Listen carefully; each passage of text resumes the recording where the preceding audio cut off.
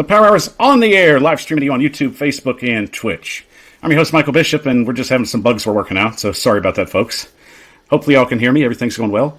First, I want to introduce my first guest on the show tonight. You know him from A to Z Sports, co-founder and host of the show every morning at 9 o'clock. That would be Austin Stanley. Austin, thank you for joining the show. Sorry for the bugs, man. I don't know what happened. Look, the internet technology, that's bugs are basically guaranteed, just like injuries in football, right? Exactly. So let's just hopefully don't have to put the show on the IR for right now. Right. Yes. What's going on? Thanks for having me on here. I'm excited to talk about the Titans. A big day with a first place AFC South, first in the AFC, but then Derrick Henry on IR. There's been a lot going on. And it's apparently a new addition to the Tennessee Titans, which we'll get to that in a little bit. So I definitely want to thank you again for joining the show tonight. And with that, let's just go ahead and jump in. Mr. Titan will be joining us soon. So let's get to our big news of the day. Unfortunately, we all know that Derrick Henry will be out for some significant time, about 6 to 10 weeks, with what appears to be a Jones fracture. So, Austin, moving forward, is there a way that this offense can evolve without Derrick Henry? Well, it's interesting because Mike Vrabel basically said they were not going to change who they are because they don't have Derrick Henry, and I think that's the right thing to do. You don't want to just work on something being one identity all off season through training camp through the first 8 weeks of the season where you're 6-2, and then change up and go 5 wide, 4 wide, start throwing the ball 50 times a game. You want to stay who you are and what you do well, and that's play action pass, that's run the football and be balanced and allow Ryan Tannehill to be effective down the field to guys like A.J. Brown and Julio Jones when he's healthy. So I think the Titans will be okay. Obviously, you're never going to replace Derrick Henry. No one running back is going to come in and be what Derrick Henry could give any offense. And so, look, it sucks. He's the best player the Titans have. He's one of the best players this franchise has had since moving to Nashville. And so you're going to be without him for 6 to 10 weeks. You got 10 weeks of the regular season. So if you get him back for the playoffs, hopefully you're in a good enough position to be okay. So with the King definitely missing significant time, possibly even getting a chance to get into the playoffs even, if that's possible, do you think that this is a chance for McNichols or maybe even Sargent to step up in the lineup? Well, I think with the Adrian Peterson signing, you need somebody who can be your normal bell cow leader and carries type of running back. I don't think they want Jeremy McNichols to be that. They definitely don't want Mekhi Sargent to be that. And I think you'll see more Jeremy McNichols. I get that, but McNichols, the good thing about him is that with running backs like Adrian Peterson coming into a brand new team, he's gonna have to learn the scheme a little bit. Now, Adrian Peterson's a pro. He's a future Hall of Famer. He's the 5th leading rusher in the entire NFL. So he'll be able to come in and pick it up on it quick. But McNichols has the pass protection scheme down. So he is your third down back when it comes to the passing game and pass protection. So I think you can feel comfortable knowing that his role will stay somewhat the same. And then Sargent, I'm interested to see what he can do. He ran hard in the preseason. In training camp, he looked pretty solid, had some pop to him, and he was a fan favorite. But again, fan favorites in the preseason usually don't mean much in the regular season. But look, people have been proven wrong, and undrafted free agents have been able to have a big impact on a team. Nick Westbrook-Akine is doing that this year in his second year after being a UDFA for the Titans 2 drafts ago. But I think it's more McNichols sticking with his role and maybe a splash of Sargent here and there. Agreed, and I definitely am excited to see what McNichols and Sargent can bring to the offense. It definitely changes the entire dynamic, as you said. Derrick Henry has been about 95% of the offense, but going forward, you have to try and change things, especially in situations like this. Leading to our next topic, Adrian Peterson is now Tennessee Titan. The 7-time Pro Bowler has joined the Tennessee Titans, will start on the practice squad and eventually work his way up to the 53-man roster. So what kind of impact do you feel that AP has, and what does he have left in the tank? Yeah, what does he have left in the tank? He's 36 years old. He's one of the oldest running backs in the NFL, if not the oldest. I find it interesting because he definitely has some motivation. Adrian Peterson is just a little over 400 yards away from passing Barry Sanders for 4th all-time on the NFL's rushing list. And if Derrick Henry is out closer to 10 games than he is 6, Adrian Peterson has a legitimate shot to pass Barry Sanders and become the 4th all-time leading rusher, and I think that would be interesting to watch that happen. So, is he dynamic like he used to be? No. He's not a 2,000-yard rusher like he was 9 years ago, but can he be a threat? Can he keep the Titans' physicality and that physical identity on offense? Yes. And so I don't expect him to have fumbling issues. Is he going to have a 76-yard touchdown run like Derrick Henry can do? No, but can he get you the tough yards? I think you can rely on him to get those tough yards. I saw the reports from Schefter earlier this morning saying that Adrian Peterson or I guess it was Fowler, that Adrian Peterson has remained in incredible shape. I don't think Adrian Peterson will ever be in bad shape, but I'm curious to see what he looks like on the practice field when he gets out there on Wednesday. I know Luke Worsham from A to Z Sports will be out there with some videos, so make sure you follow us on A to Z Sports on all the social media, Instagram for sure, so you see the first visuals of Adrian Peterson in a Titans jersey. And they better have the oxygen ready if he does break a 76-yard run. Yeah, and hopefully he doesn't pull anything. Definitely not. Moving on to our next story of interest. Not everybody was having trouble with injuries, so sorry about that. Telling you the bugs are out today. But going on to our next story, apparently the injury bug's hitting other teams. Jameis Winston out for the season with an ACL injury and a possible MCL damage. So, looking down the road, the Titans will end up having to play the Saints at some point. But what's going to be their long-term answer with Winston out, especially with so much inconsistency at quarterback? Yeah, I think that's interesting because this isn't about this year for the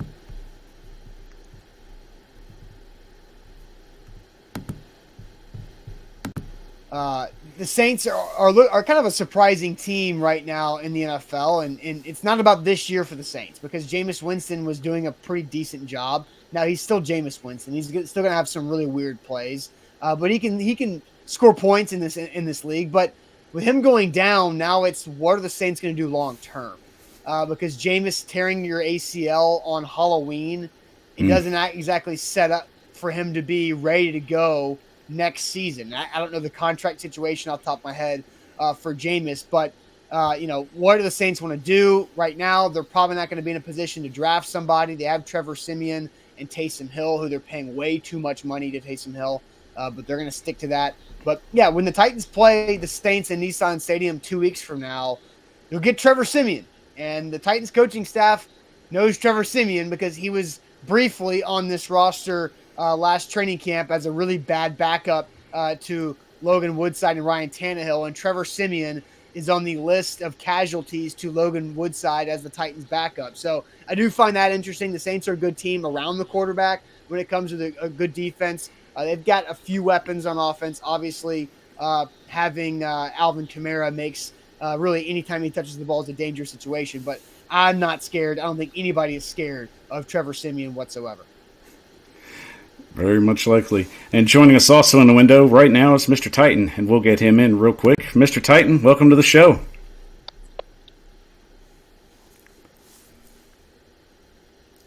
Welcome to the show, Mr. Titan. Can you hear us?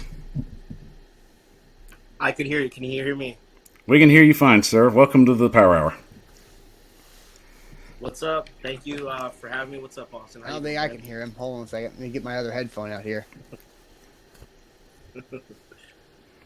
The bugs are out in full force, folks, but we're going to make it work. I got him now. Both headphones are needed today. It's a rough day technology-wise today, folks, but we're going to get through it. Sorry about that. That's all right. Well, Mr. Titan, thank you for joining us. Austin and I were just talking about Jameis Winston being out for the season. What are your thoughts on that?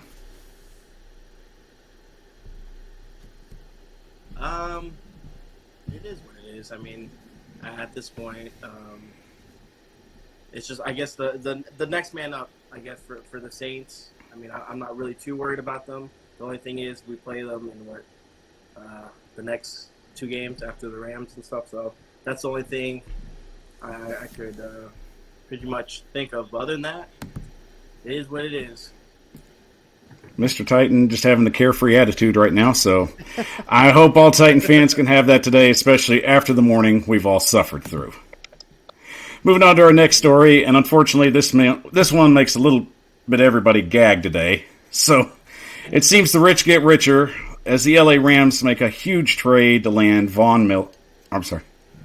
makes a huge trade to land Von Miller to the Rams in what appears to be two-day draft picks. So, Mr. Titan, what's your take on that? It just shows how the Rams are all in, right?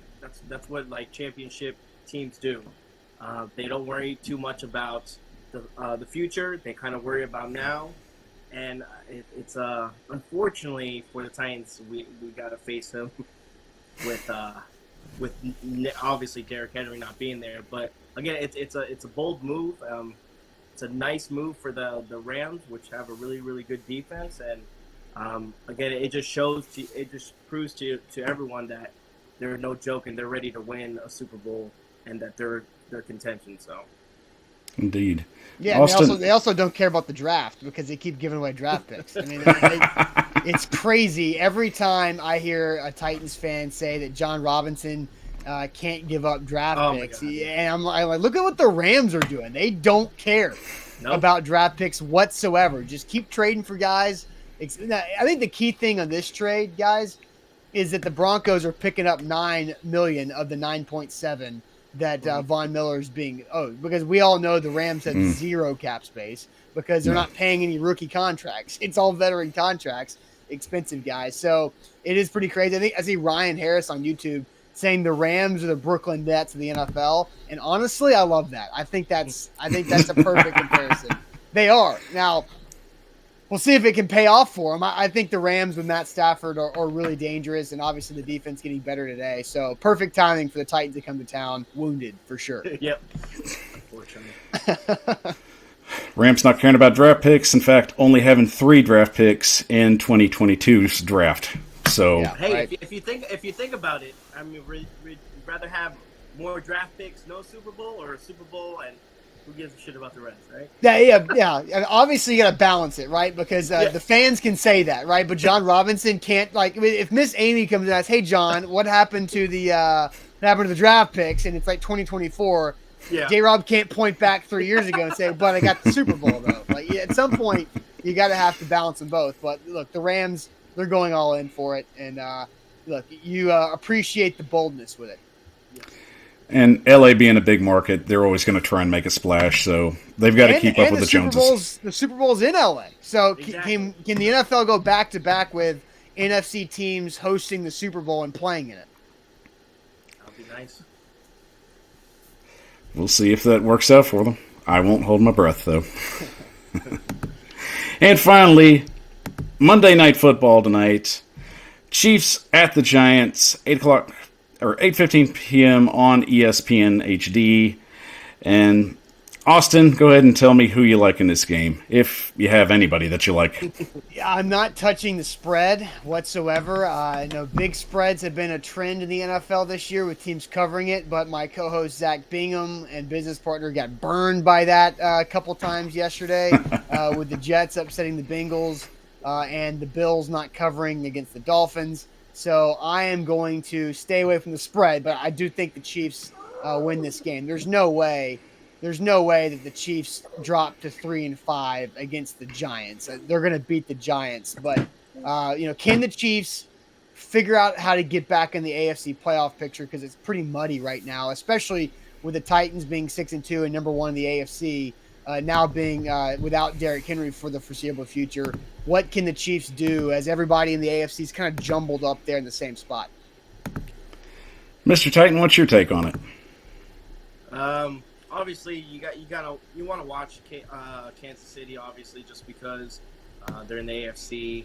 Don't really care about the Giants. The Giants could come up with an upset, would be really nice, but like Austin said, I mean, it's kind of like a scramble right now, especially with Derrick Henry being out.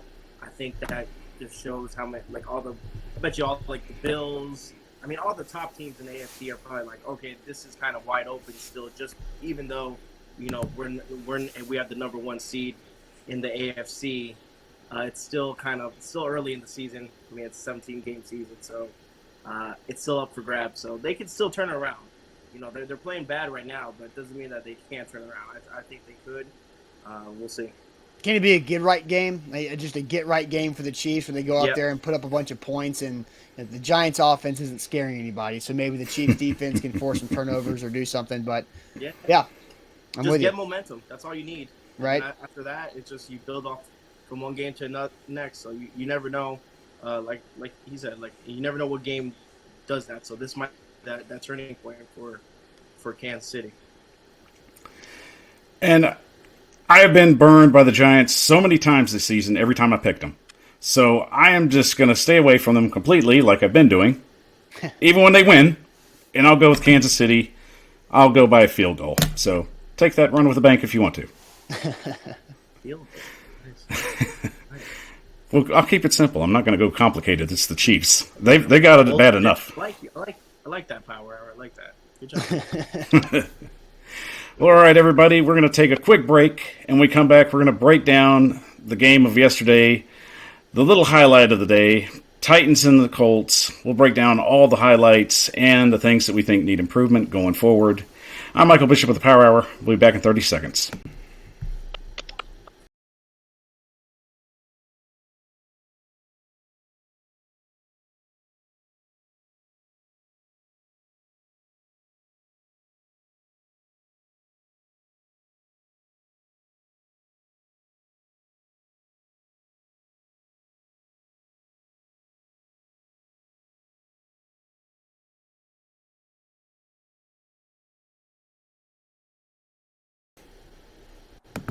The Power Hour is on the air, live streaming to you on YouTube, Facebook, and Twitch. I'm your host, Michael Bishop, and thank you for joining me on this Monday evening with our guest, Austin Stanley of A to Z Sports and Mr. Titan of the Mr. Titan Show. Gentlemen, thank you for joining the show tonight. Happy to be here. Good Monday. Busy Monday for sure. Too busy. And I definitely want to give you guys a shout out. Yeah, my kid's right now has the whole like paper towel like rolled out, and he's like getting a line of like permanent marker and just going. That's why I keep like looking to the right. So I'm not ignoring you guys. I'm just trying to yell at my kid while being out live. Trying to parent while doing a live show. Yeah, right. yeah. I was just like, It's so easy, right? So we're trying to get a four-man show going. Mr. Titan's son's apparently just doing his own thing. So there's 4 people on the stream. So I'm only giving you 3, though. he always does it though. He always does it. Every time he sees the camera, he's like, it's just like he does it on purpose. You gotta live. You gotta live for the camera sometimes, especially when you get on it just once. Well, definitely want to give you guys a shout out real quick.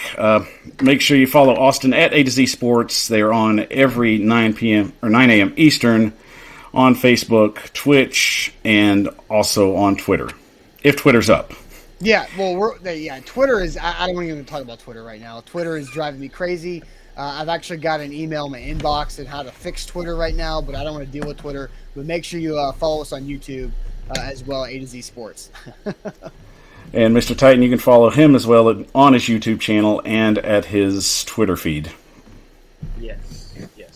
All that good stuff. Well, the kid took my mom's eye contact lens, and he's playing with them. Oh, she's gonna be pissed. See, this is why you get live shows at 7 p.m., people. This is the interesting stuff you don't get to see in the morning. That's right. All right, guys, let's jump into this Colts game. Go onto the small screen. All right, so it felt like this was appropriate for Halloween. It was a scary game. You wanted to cover your eyes at times. You felt sick. And then at the end, it kind of worked itself out. But at the back of your head, you had kind of a funny feeling like something was wrong. So, the best take of this game, Austin, starting with you, how do you feel that this game projected the Titans to move forward as a potential contender?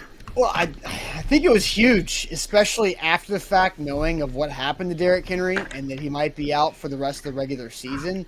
I think the result was massive in this game because right now, all the Titans need to do is win 4 games. If they win 4 of the next 9, they're in good shape because that gets the Titans to 10-7. with 4 wins, and then the Colts in that situation would have to go 8-1 down the stretch to win the AFC South and to keep the Titans out of the playoffs. And I don't think anybody expects the Colts to go 8-1 down the stretch. But if the Colts win that game, now the Titans are 5-3, the Colts are 4-4, and Derrick Henry's out. It's a brand new ball game because the Colts are a lot closer in striking distance, and that's something where you kind of get a little nervous about it. But I think it meant a lot because the Titans are they're a good team when healthy. They're a really good team when healthy. One of the best teams in the AFC when healthy, but they've been battling the injury bug all season, just like we've been battling technology bugs tonight here. But again, like, it's just I truly feel like the Titans are going to be okay-ish without Derrick Henry because A.J. Brown continues to be on fire as he has just improved over the last 3 weeks. And Ryan Tannehill, if he is healthy, he looked pretty sore and stiff after that game yesterday as well. We'll kind of see what his status is on Wednesday at practice. I really don't expect him to practice much this week. But, I think overall, I think the Titans can be okay simply because that defense is a lot better and the passing game looks to be improved. We'll see what Adrian Peterson can do. But it was you cannot say enough of how big it was for the Titans to win that game in overtime, especially being down 14-0. Yeah. Mr. Titan, what stood out to you in the game the most? Was it the offense or the fact that the defense stood its ground? It's a little bit of both. Overcoming a 14-point deficit, especially early in the game, it just showed that the team's mentality. Hey, can you stop talking? Sorry. It also shows just how, like Austin said, how important this game was. Like, imagine if we would have lost yesterday. Like, that would have been, then we would have been in panic mode. I think, looking on the outside, we shouldn't be. Yeah, it's obviously bad news, but it would have been worse if we would have lost yesterday. So I think we're in good shape. And again, the Colts still have to play. I believe they play the Bills still. I think they play Tampa Bay still. So yep. Their schedule's a lot harder than ours, so I'm okay with what's happening. And like you said, I hope AP can come in. I would have liked someone maybe younger, but hey, I mean, again, I'm not a DM, I'm not a coach, and so who the hell? What do I know? So, well, for each of you, what one player stood out the most in this game? Did you see any growth from anybody that just stood out in just a good way?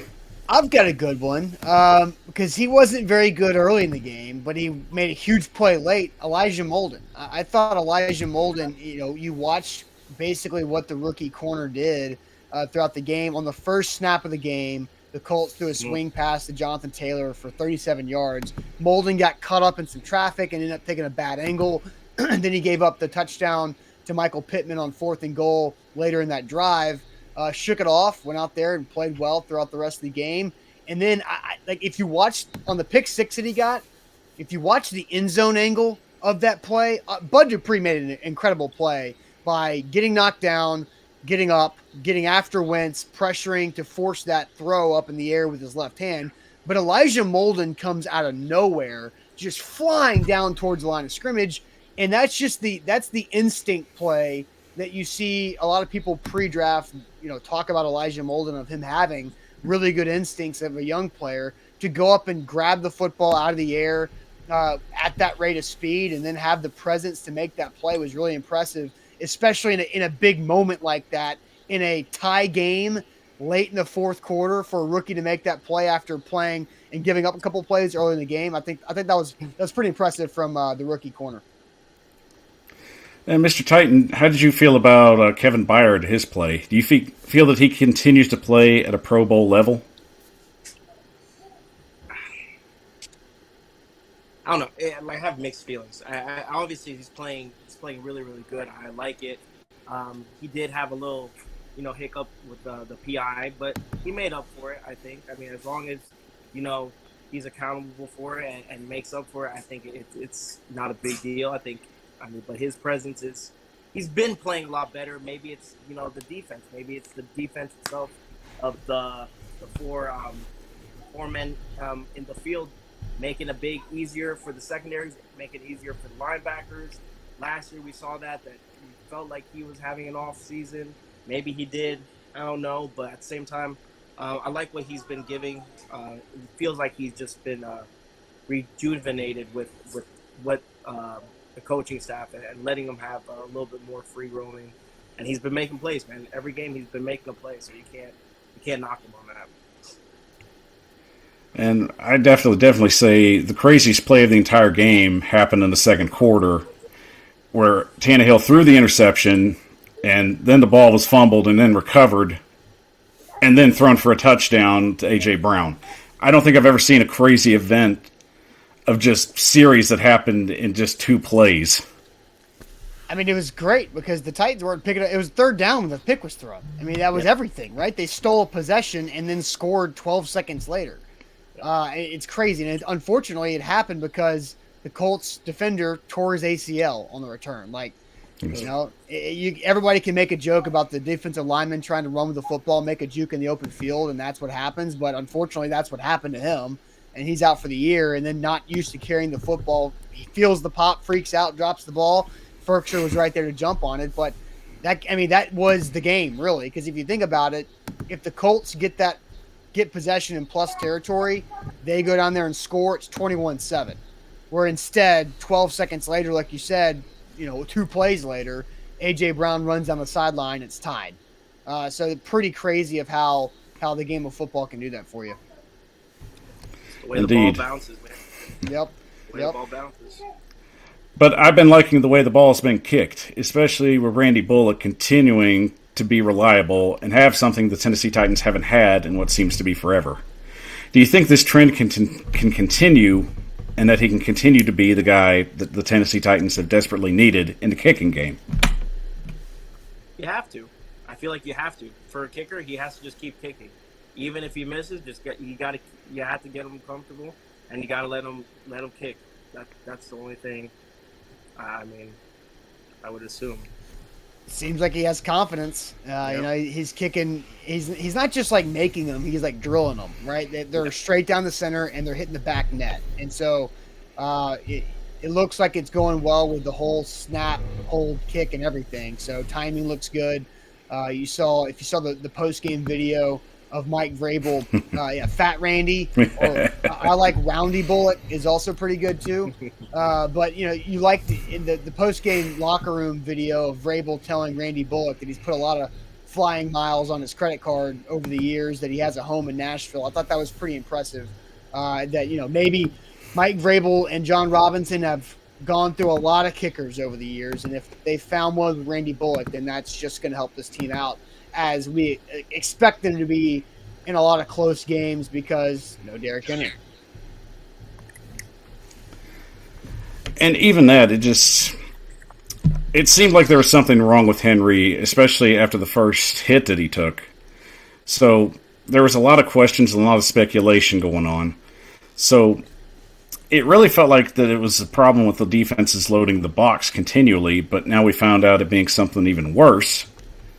So just as a preview going next week with the Rams, what's something the Titans are going to have to do better or something different to try and separate themselves and keep the defense guessing? Mr. Titan, I'll pass that off to you. You can start with that one. Yeah, there's going to be – I feel like there's going to be a lot more screenplays. I feel like that's something that the offense needs to open up a little bit more of the playbook. I feel like a lot of screenplays will happen. But – in general, I don't know if they're going to change too much of how we play football. I know that Mike Vrabel likes to stick to what works best. Even if Derrick Henry isn't in the lineup, I think we're still going to be a run first team. But you got to get A.J. Brown going. I mean, he did really, really good in the second half. They were connecting more. You got to get that. Just get that down packed early in the game. Start it off fast. Let them get that connection. And if Julio Jones, I mean, I'm assuming I was gonna make a video early thinking that Julio Jones wasn't gonna play the game with the Rams, but now the fact that Derrick Henry is out, it might change. I think Julio Jones will play. So get them both involved. You got to get them both involved. Yeah, because Josh Reynolds has been irrelevant. Yep. Marcus Johnson. I expected Marcus Johnson to have a more productive game yesterday, but everything went to AJ Brown because they couldn't stop him. So you can't blame that. But it's a big role player game. I'm curious about the offensive line, how they'll be able to hold up. So I do like your comment about the screens, because if Von Miller can get to LA pretty quickly and get on the practice field, and that's okay. Now you got to block all these guys. I don't know what they're going to do here. Can Adrian Peterson pick up the pass protection scheme pretty quick? I know he's a smart guy who's played for 20 years in the NFL, but it's gonna be tough, man. And the good thing about this is this game really doesn't matter. It's kind of like that Saints game in the second to last week of the season a couple of years ago when Derrick Henry sat, right? Yep. It doesn't matter. It's just don't get more hurt. So will Julio play? I don't know. I mean, it's kind of a flip of the coin at this point, but it's weird that on Sunday Night Football, the Titans are going to be down Derrick Henry. And so, unfortunately, we've all seen the Titans on this Sunday Night Football stage a few years ago without Marcus Mariota and how that looked. And so, but that was obviously a huge game, winning you go to the playoffs. But again, I have zero expectations for this Titans-Rams game. It's just stay as healthy as you possibly can. Yeah. I think it's just stay, especially like you said, like the Sunday night game. I totally forgot. I remember that the winner go home game that got flexed with Marcus Mariota being out, Yep. And then we had last year the Packers game, which became a disaster. So Sunday night games usually don't really work out for us. Same thing like the Code Blue, but as long as they're competitive, I just want to see a competitive team. Regardless if they win or lose, just make it a competitive game. Don't make it a blowout, and I'm okay with it. I'm trying to think, when was the last win on Sunday Night Football for the Titans? Because Monday Night Football has been pretty good. Yeah, because Monday night that you beat the Bills this year, a couple weeks ago. The Broncos game to open the season last year. They lost to the Texans on Monday night, but then beat the Cowboys on Monday night too. So Monday night's been pretty good, but I have no idea the last win on Sunday Night Football. Yeah. No clue. It's been too long. But I mean, Monday night success, if you got to trade off, it's worth taking. So I'm definitely happy with that. All right, everybody. That's our preview of that game. Hopefully the Tennessee Titans can continue this and move forward, even though with the string of bad news that they've been having. So we'll continue to just build on that, and hopefully it'll go good. All right, guys, we're going to take a quick break, and when we come back, the Tennessee Titans have signed a new player, and we're all pretty familiar with him. We'll break down his body of work and what he can bring to the team. This is the Power Hour, back in 30.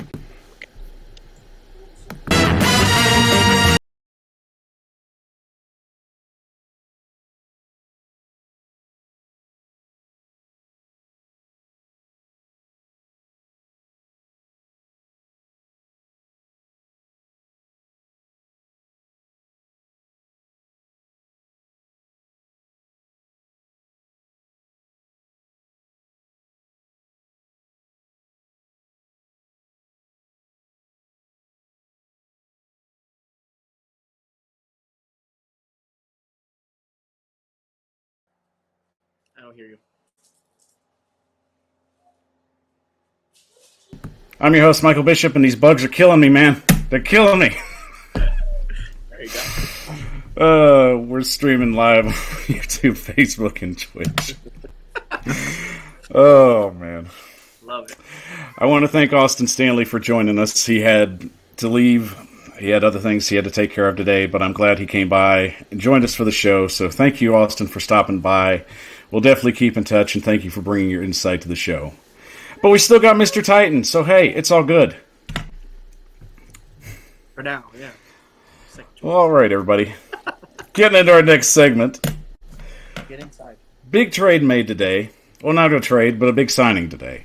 And it's kind of a Band-Aid situation. You don't like the reaction of what happened, but you feel a little good about the end result of it. It's not exactly what you had that was working, but you kind of get a look at it and you're like, well, if it can do this and that, then it's possible this might work. So, breaking everything down and getting to that, I'm pretty much a big fan of the AD signing. I am. I feel like he's coming in at the right time.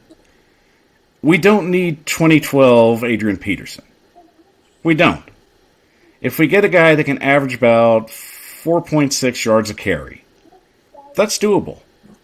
It's not like we're asking him to carry the team, because I feel the whole dynamic of the team is going to change. And it's just something that you can't do, but just kind of just grin and bear it. But it's nice to have a guy that's been there and done that, and it's a guy that's trying to chase down a ring. So, Mr. Titan, how do you feel about the addition of future Hall of Famer Adrian Peterson? At first I didn't like it, to be honest with you. Again, it's a big name, obviously. It's AP. Just his age, didn't really care for it, but he didn't do bad last year as well with a really bad offensive line with the Lions. I think he had like over 600 yards with 7 touchdowns. So thinking about it, letting it kind of settle in, because at first, like I said, I didn't like it. I mean, it's not too bad. I mean, is he going to be here permanently? Probably not. But is he going to be, number 1, number 2? No, probably not. He'll probably be, third down maybe. But like you said, it would change the dynamic of the team if he was that guy. But he's not. We're not going to, just put all our eggs in his basket and make sure, like, have him run like 1,000 yards. It's not. So, No. It's a bad circumstance, but at the same time, with a not bad result. It's weird. It's like mixed emotions. Like, you're sad still about today because what happened, but then you're kind of hyped because like you're like, whoa, you have AP, Julio Jones, AP. Like, who's next? Who are the Titans bringing up next? Like, it's crazy. So, I mean, I'm not too bad. I'm not too upset with the pickup. So. Well, I see it as kind of like, we'll go with a Halloween analogy. It's like you want a Snickers bar, but you get a Baby Ruth. They're basically the same thing. It's just a preference of taste. I like fruit candy, so I'm all about Starbursts. Oh, yeah, Starbucks pretty good. I like Skittles. Let's start talking. What's your favorite? No, I'm kidding. Just messing with you. But yeah, yeah, you're right. You're right. It's you can't replace a Derrick Henry. No. Regardless of what running back you bring in, obviously, it's gonna be it's gonna be a downgrade, obviously, but it's not gonna be too much of a downgrade where it changes the offense completely. And I think that's what they were looking for, like someone that was gonna come in, still can carry the load a little bit, but not change the offense completely, especially of who we are. So there you go. And there you got the stats on there and everything. So exactly, this man is a future Hall of Famer. He's got almost 15,000 rushing yards. He averages 4.6 yards a carry, as I said, is what the Titans need to try and replicate. 118 touchdowns, and not too bad at catching the ball in the field. He's had about close to 2,500 receiving yards and 6 receiving touchdowns, which is funny. You would have thought he would have had more. Mm-hmm. But the crazy thing is, you can't like you said, you can't replicate what Henry is. No one can. But you can find a way to make life a little easier on Tannehill, and especially on the younger running backs that aren't ready to take that kind of responsibility. So Adrian Peterson, to me, is a veteran presence. He's a person that's been to the playoffs and has the experience to play in big games. Now, I'm not saying that he has that energy that he had in 2012, but at the same time, I can't say that as well. I don't know what he's going to look like when he gets out on the field. Tom Brady's 45 and he's still balling. So age ain't a thing, apparently, for some people. Despite the running back position being a more physical position, you can't really make the judgment call until we've seen him play in a game. So whether it be the Rams or whether it be up against the Saints or New England, whatever they decide to get him in, which I'm sure it'll be sooner than that, it's definitely going to be worth a watch. I'm excited. don't get me wrong. I am excited to see him in a Titans uniform. It's crazy. You know, if 3 years ago, you said that Julio Jones and Adrian Peterson are going to be on the same Titans squad, I mean, I would be like, nuts. No, it's crazy. 2021, man, it's crazy. Crazy year. Too crazy. Especially after getting all that mess that we had to deal with in 2020. Yeah, exactly. So, it's nuts. Ryan Harris likes the gummy bears. There you go. Gum- I like gummy bears, too. Yeah. It's not too bad. As long as they're not like the really... Omaha Steaks. Ever had Omaha Steaks? They're pretty good. I'm not sponsored by them, but just... Giving a shout out. It's Omaha Steaks, not bad. So maybe they'll throw some money at you. Yeah, there you go. Maybe. Who knows? I need some money. Let's see, we're getting some running back suggestions. We've definitely got Sargent. I've seen Sargent all over the place, and I'd like to see Sargent play, and I think he will play eventually. It's just one of those situations. I think they're going to get him in at the right game, and I think the Saints game would probably be the best place to put him in.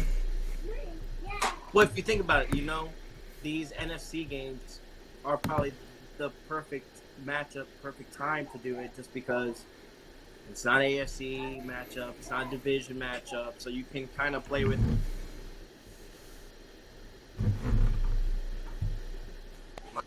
My sister decided to try to FaceTime me as I was talking, but yeah, so it might be like the best time to do that. Try it when it's an NFC opponent and it's not that too much of a risk on the line. So we'll see. Maybe we'll see him next game. Maybe we'll see him, like you said, in the Saints game. So there's a couple opportunities we can still see him. Now, I guess the big question everybody's asking right now would have to be what number Adrian Peterson's going to wear. Who gives a shit? Hey, there's people that want to buy the jerseys, man. They're like dying. And those AP fans are like, I want to know the damn number. I guess so. What number would you like him to have? Honestly, let's go crazy and give him 000. He'll be the first player to wear 000. There we go, 00. I mean, I had no 000. Number 5, but I mean, Logan Woodside got that one. What a mess.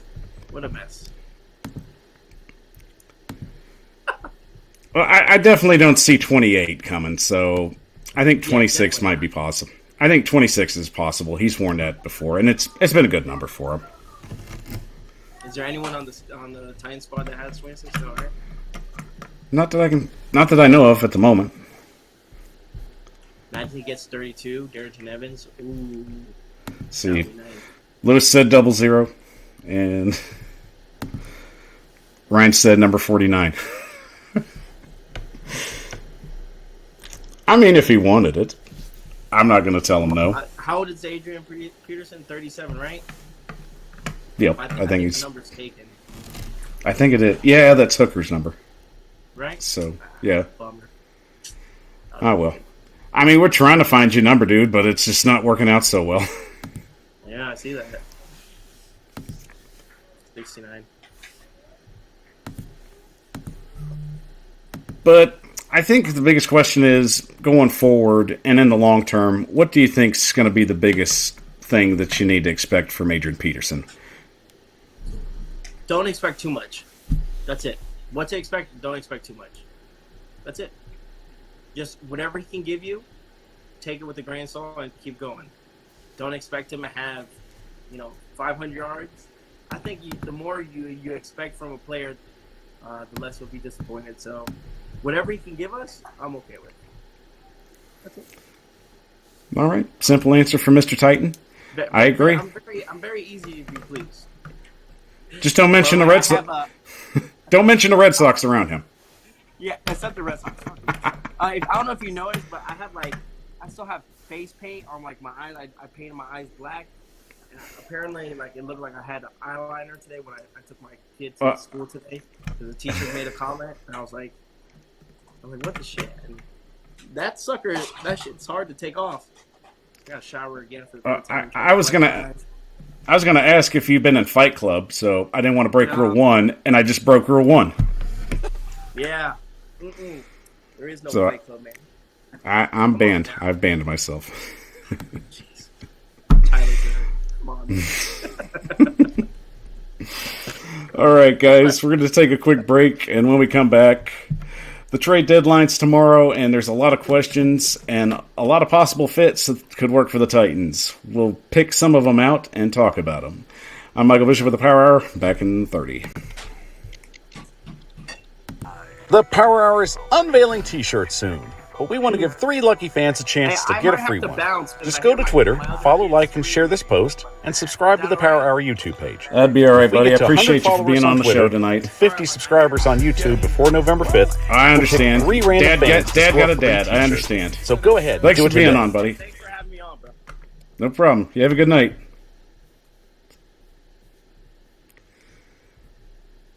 Oh, goodness. Me. And I'm Michael Bishop with the Power Hour. Thank you for joining me tonight. I want to thank Austin Stanley for joining me and Mr. Titan for joining as well. Unfortunately, Dad's got a dad, so I understand. You know, when you don't have anybody babysitting, that's just one of those situations you just got to work out. So I understand, and I thank them for joining me on the show. And make sure you check them out on their web pages. For Austin Stanley, A to Z Sports, every 9 o'clock a.m. Eastern. Check him on Facebook, YouTube, and their Twitter and Twitch page. And for Mr. Titan, check him on his Twitter page and also on YouTube. He's putting out great content every day, and he has great guests, so definitely check that out. So, yes, goodbye, Mr. Titan. Lewis, hate to see our guests go, but Dad's got a dad, but that's okay. We understand. Parenting is not an easy task, so understood.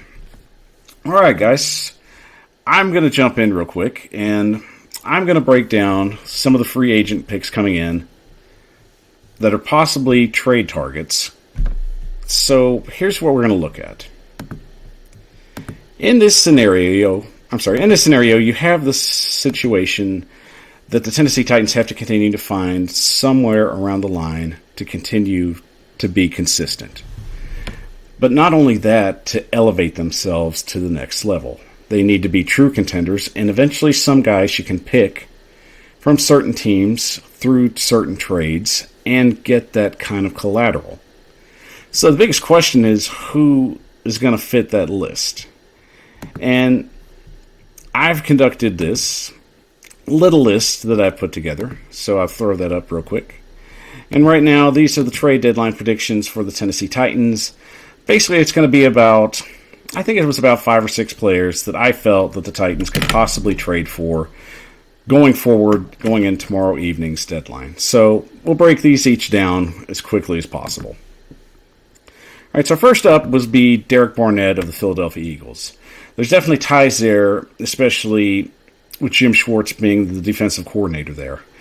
He's been a good player, but he's just never really fit the system for whatever reason. The guy can get to the ball, he's athletic, and he has battled some injuries, but at the same time, I just feel that he's been in the wrong system. And if he could benefit more from being in a 3-4 set, generally what Tennessee likes to run occasionally, I think that would fit him well, especially when he ran that at his time at the University of Tennessee. So I feel he's a big piece to kind of watch for going forward tomorrow. He's probably going to be on the move, and the Titans would definitely be a really good contender to go for.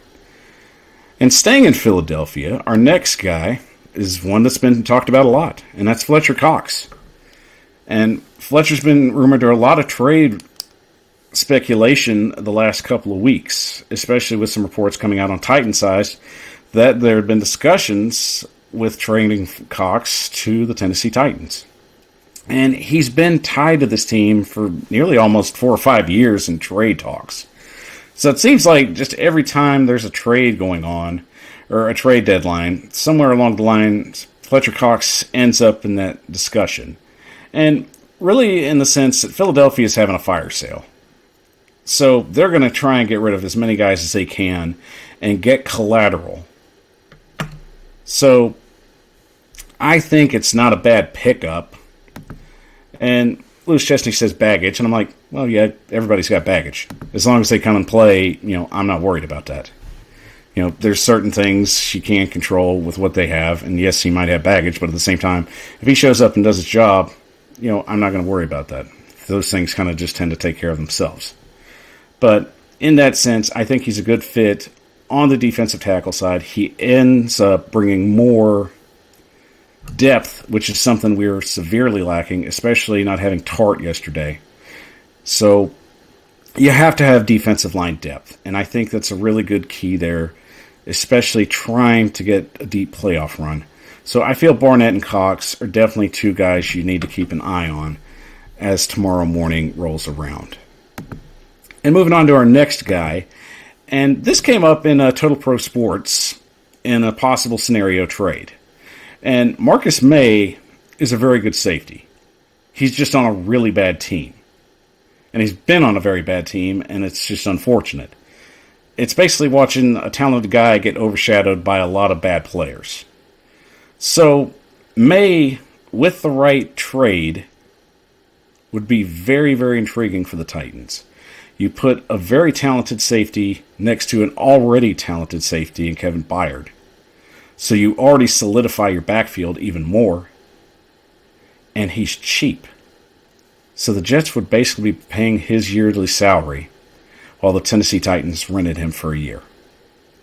It makes a huge difference when you solidify your secondary, and you can have a guy like May right next to Byard, especially bringing the pressure. I feel that's a really good setup there, and I feel, in a way, if you have an opportunity to get a guy like him and take pressure off of your secondary, you do it. And Marcus May, to me, is just a no-brainer. So if there's a way to get him in a Titans uniform, I am all for it. And our next guy that I'm really interested in would be Brandon Sheriff. And this guy is a football player. He is the quintessential definition of a football guy.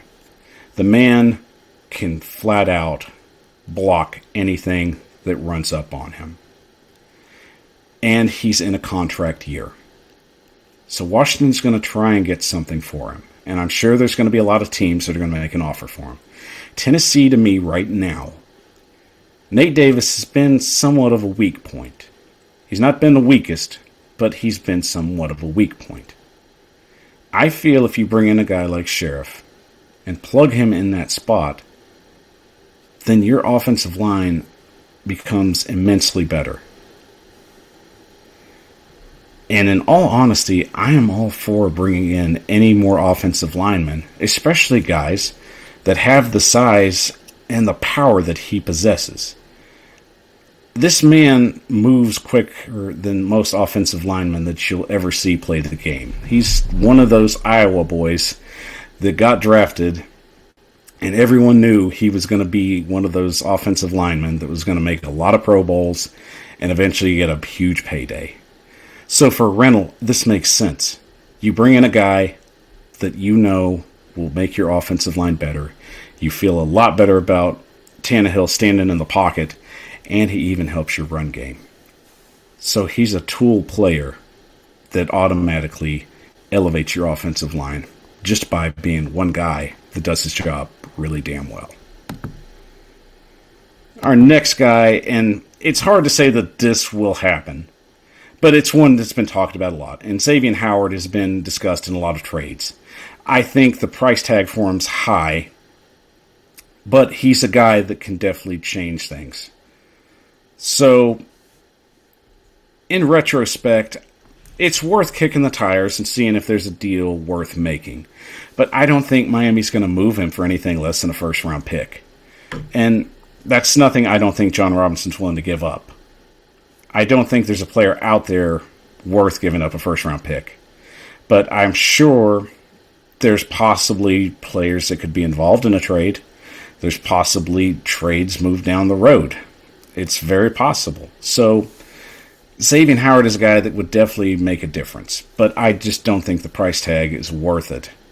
But if the Miami Dolphins are willing to wheel and deal, it's worth listening to. And I would definitely let them make an offer. especially if it was one worth getting him here. And finally, our biggest surprise, and I've saved this for last because you have to have one guy that just shocks people and thinks that this is impossible, but it's very possible with the right pieces and in the right scenario. Now, just take into consideration what's happened with Derrick Henry. We all know that the whole dynamic is going to change. Adrian Peterson is going to be asked to kind of be the workhorse, and especially splitting the ball right along with McNichol and with Sargent eventually at some point. So, what can the offense do to help make things easier? And I'll throw Odell Beckham Jr. in the mix. And I bring OBJ there because of a few certain reasons. First off, yes, he hasn't worked out in the Cleveland offense, but I feel that it's just not suited for him, and that's fine. Some guys get traded to teams, and it just doesn't work out for many reasons. They're in a scheme they're not comfortable with. They're being coached by somebody they're not very comfortable with. For me, Odell Beckham Jr. is one of those guys, you give him a change of scenery, and I see something there that's very possible, likely to happen.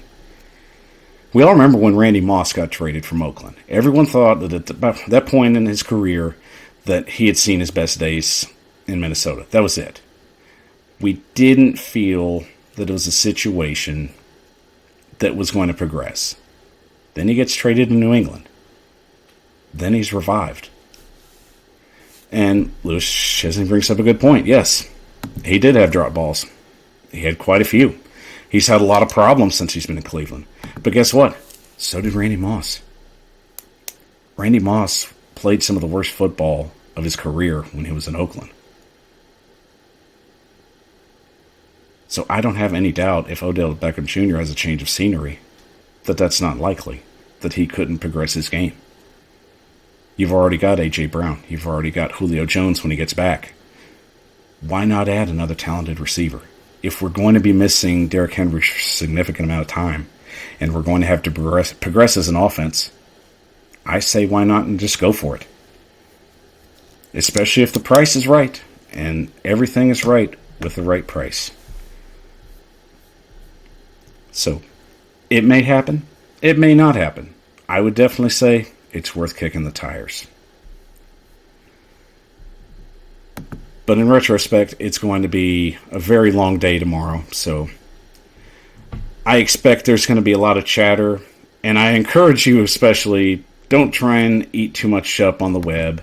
There's going to be a lot of fake reports. There's going to be a lot of people speculating, so there's not much you can do but just kind of sit and wait it out. So I promise you, whatever happens, it's going to happen fairly quickly, because John Robinson usually likes playing these things close to the afternoon. It's just one of those deals. I encourage you all, just relax. Don't stress it. Business is business, and they're going to do whatever it takes to make this football team competitive.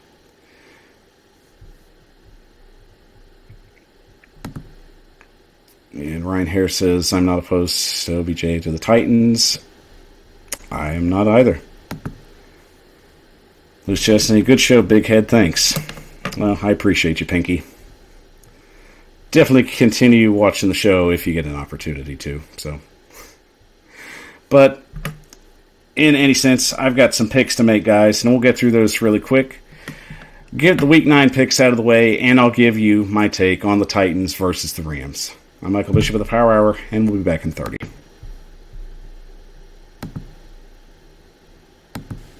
As the new NFL season dawns upon us, Tennessee Titan fans have the ultimate desire, and that desire is to see their team hoist the Lombardi Trophy at the end of the season. And through it all, we expect a lot of great highs and maybe even a little lows. But it all comes to one thing, that we all love the two-tone blue. And going forward, fans are looking for something fresh, something new, something exciting. Looking for a show that's going to give you all the stats, highlights, and accolades that you're looking for? Well, it's time to jump into the new revolution. That is the Power Hour. The Power Hour is on the air, live streaming you on YouTube, Facebook, and Twitch. I'm your host, Michael Bishop, and thank you for joining me this Monday evening. And don't forget, if you like the show, help it grow. Make sure you check out all my channels on YouTube, Facebook, Twitch, and Twitter at The Power Hour 615. And don't forget, we are selling t-shirts soon. I will give you a date on that as it drops. And Lewis Chesney just loves me some me. Calling me Big Head. Yeah, good comment, Big Head. Okay. I mean, it's my head. I like it. So, whatever, bud. I ain't mad at you. Anyway, guys, we got Week 9 picks to jump into real quick. And I wanted to just say real quick, especially concerning the shirt shop, I just wanted to make sure to let you know I will drop a link on that soon. So, as soon as I get an idea of when we get a link open to that, I'm going to do my best to make sure that that's available to you as soon as possible. So, I promise. And Lewis Chesney says, I like nicknames. Okay. I mean, you can call me Michael. It just saves you a lot of time. But you do you, bro. You do you. Let's hit these picks. Well, alright, guys. Week 9 picks, and I'm doing them solo, so I'll make it interesting. Thursday night, we've got the New York Jets at the Indianapolis Colts, an 8:20 game on Fox. So, if you're picking in this one, I've really had a hard time trying to pick with this, especially with the Jets coming in that huge win against the Bengals. Can they replicate that success? And unfortunately, I'm not that confident about it. So, if you're picking, Indy would definitely be the big setup right there. So, Indy, go with that. I'll give it 6 points there. Then jumping into our Sunday action, and I also forgot, don't forget to set your clock back. Daylight savings is coming, so please don't forget. Ryan Harris shouting out for the Colts win. We're definitely going to do that. I think I said 6 points. Yeah, I said 6 points. But getting into our next game, it's the Battle of Ohio, 1 o'clock CBS game. Cleveland at Cincinnati, and both these teams just dropped an egg, and it was bad. So,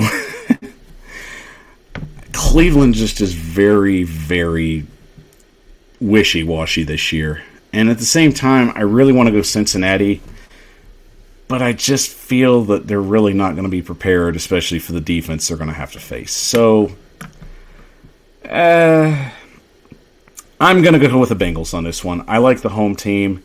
So, go with Cincinnati, but I'll say Cincinnati wins by at least 10. In our next 1 o'clock matchup, we have the Denver Broncos at the Dallas Cowboys. Dallas is on a hot streak, and there's no stopping them right now. I don't even see Denver finding a way, so I wouldn't worry about it too much. Go with Dallas. Dallas wins by at least 10. In our next 1 o'clock matchup on CBS, this is a 1-7 matchup for both teams. So pick whoever you want on this one. I don't think there's any wrong one. Houston Texans, Miami Dolphins. I am so split on this one. And I honestly see this one going in overtime. But I'll give it to Miami since they're at home. So, give that to Miami. They win by a field goal. Next 1 o'clock matchup on Fox. It's the Atlanta Falcons taking a trip to the New Orleans Saints. And once again, with Jameis Winston being out and possibly going to be a turnstile at the quarterback position, if they can't figure out who they want to go with long term, I feel better about Atlanta's quarterback position. Granted, they're going to be out with the services of Calvin Ridley, but I still feel better about Atlanta on the road. So take Atlanta, and we'll say it'll be by a field goal. In our next 1 o'clock matchup on CBS, this will be the Las Vegas Raiders at the New York Giants. And guys, like I've said, the New York Giants have burned me so bad.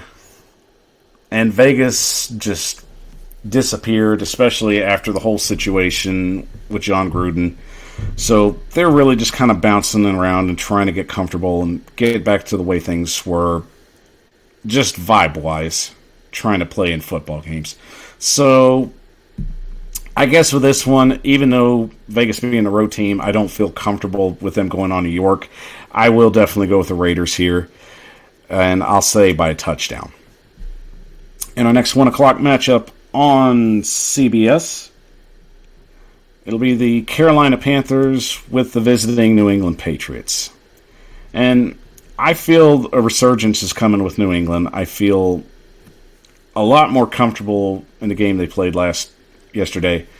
Carolina is just a mess right now. I don't think they even know what they want to do right now. At least New England has some consistency. So taking another stretch on the road, New England right here, I'll go by at least a touchdown. Ryan Harris is saying Carolina wins in a low-scoring game. Like it, Brian. I'll definitely keep an eye on that one. It's a game of interest. I just don't know if Carolina's going to bounce back like they want to. Then on our next matchup, a 1 o'clock matchup on CBS, and that will be the Jacksonville Jaguars at the Buffalo Bills. And I'm not even going to go into this one. Lock of the week, guys. Put it right here. Buffalo wins by at least 20 points. I will give Buffalo the 20. I'm that confident. Jacksonville is just a mess everywhere. And even though they consistently get a little bit better, it's not going to be against Buffalo. So, Buffalo, I'll give them 20. Then our next 1 o'clock matchup at, I believe it's CBS. We're going to have the Baltimore Ravens with the visiting Minnesota Vikings. And I consider taking this one a lock. But I still felt confident enough that Baltimore's going to bounce back here. Feels good. I'm going to go with it, but I'll give them at least a 6-point spread here. So Baltimore gets the win at home. Seems like a fairly easy pick there. Then we have a 4:05 matchup on Fox. And the LA Chargers are taking a trip to the Philadelphia Eagles. And I already see this favorably moving in the way of the Chargers. So, no question here. I'm fairly confident in the Chargers' abilities to beat Philly. Gonna make sure and get you a good point spread there. So, I think the Chargers can get at least a 13-point lead on Philly and hold it. Not confident enough in their defense. There's just so many question marks right there. If the Chargers bounce back after a loss, I like Justin Herbert. I am going to roll with the LA Chargers here with 13. Then a 4:25 matchup on CBS, and this will be probably the afternoon game of the week. And it'll be the Kansas City Chiefs with the visiting Green Bay Packers. And once again, it's hard to pick the road team on certain spots. And Kansas City eventually, I feel, is going to bounce back. But it's going to be probably about mid-November when that hits.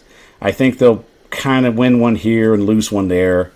And I have them winning tonight, so I have them losing here. Green Bay is better. I think they're better defensively, without a doubt. Kansas City could score and keep up with them, but I like Green Bay here. So we will roll with that. I will say Green Bay with a 3-point advantage. And Ryan Harris says KC beating Green Bay. I respect that. But I just don't trust their defense enough. Then another 4:25 matchup on CBS. Or I believe that'll be on Fox. Yes, that'll be on Fox, so that's my apologies. And another key game of interest.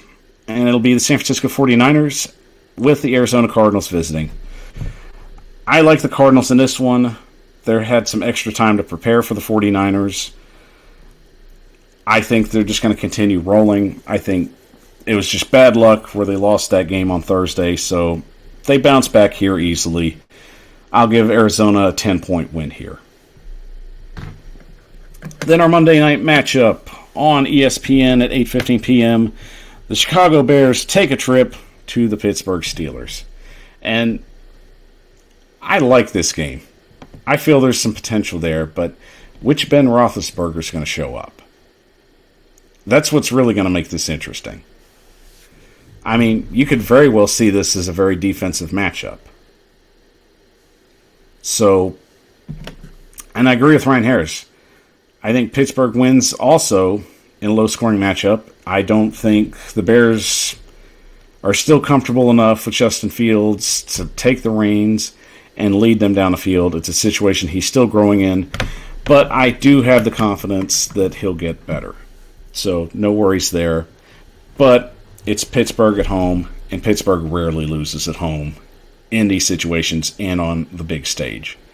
So give me Pittsburgh, and we'll go a field goal. Simple, easy. Not going to try and overcomplicate that one. And all right, guys, our final matchup, and the one of major interest, the one that every Titans fan is going to kind of just roll their eyes a little bit, especially with everything going down. It is our Sunday night game against the Rams, 8:15 on NBC. So, there's a lot to unpack here. We already know that the offense is going to have to try something different with King Henry being gone. We know Adrian Peterson's probably going to be in the mix running the ball, so eventually it's a situation where you're going to see him get in early, but you're probably going to see a lot of run-pass option. We're probably going to see them move the ball with Tannehill throwing it right down the field. No question there. I feel the biggest thing going forward is the defense going to be able to contend and try and stop Matthew Stafford here? Because he's rejuvenated his career. I feel it's a situation where you're looking at a team that's just clicking on all four cylinders. So, in some circumstances, it's easy to say this will be a loss.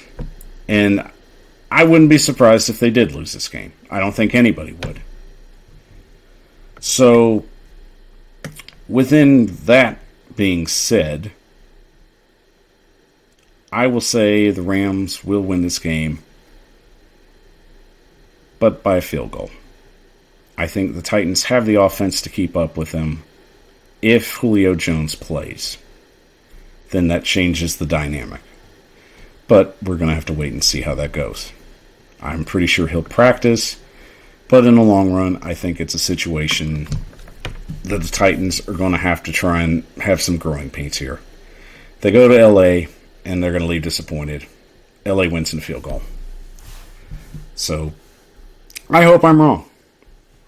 I hope I'm one of the ones that are wrong. So, we'll just see how that goes.